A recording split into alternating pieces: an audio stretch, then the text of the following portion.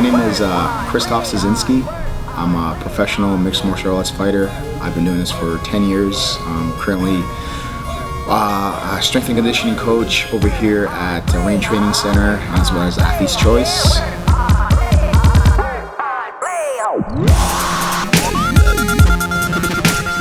I'm actually born and raised in Poland, a small city of Stalowa Wola. When I was 10 years old, Poland at the time was under communist regime, and my parents wanted to get out. And my dad left on a trip to Canada.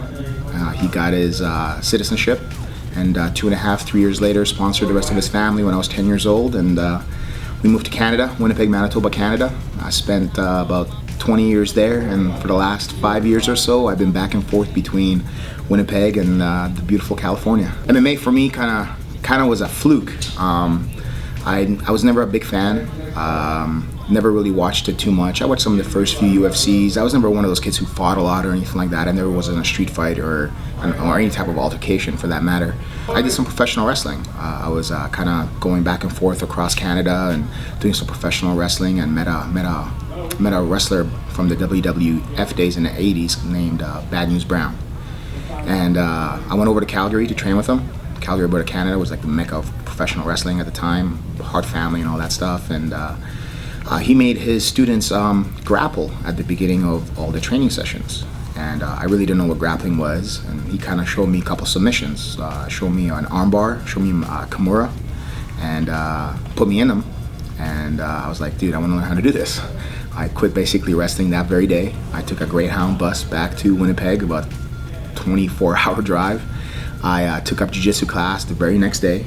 I spent 6 months busting my butt, working my butt off every day, morning and afternoon, going to jiu-jitsu classes and MMA classes, and had my very first fight 6 months later. It was probably one of the worst, scariest experiences of my life. I did win, but it was brutal. And from then, it just kind of progressed. Just met the right people along the way. Just put in a lot of hard work, a lot of hard effort, and here we are 10 years later.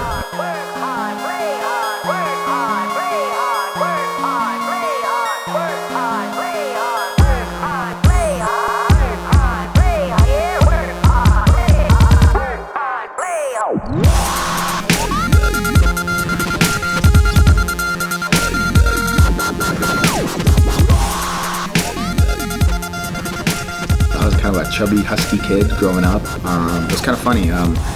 Just met a friend who was really into working out and bodybuilding, and I just got completely hooked in bodybuilding. I competed twice in Winnipeg. I competed in 2 amateur shows. I placed 4th in the first one, and I placed 1st in the second one. I was about 21 years old when I did those 2 competitions.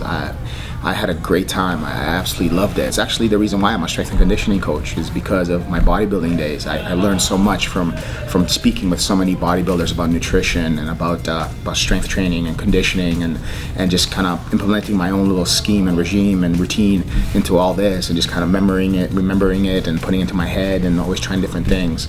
That's why I do this whole diet thing now, because I've actually tried every single diet. I've basically eaten every single food, and I've taken every single supplement to know what it does to your body. So now I know. So when I actually talk to somebody about it, I can explain to them, well, this is what happened to me, this is what happened to my wife, this is what happened to this person when you was taking this stuff. Will it work for you? Will it not work for you? First set, I did 40 steps, there and back, there and back. Second set, I did 60. This last one, I did 80. That's why my chest is burning so much right now. Chest and shoulders are on fire. Always trying to push a little bit more each set. Just like with the Superman push-ups, always try to get a little further stretch. Just each day, each set, try to get that, 0.5%, 1% better than the day before. And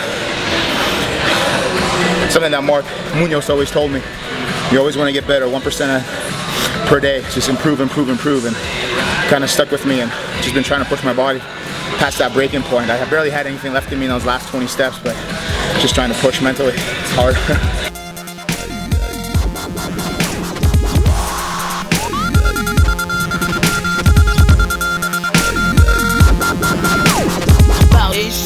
In the building, I own this shit. You can tell by who I'm on the phone with. Damn nigga talk about grown shit. Nigga too busy checking my swag. Get your own cars, get your own clothes, get your own smoke, get your own bitch. You ain't rep my gang, get your own clique.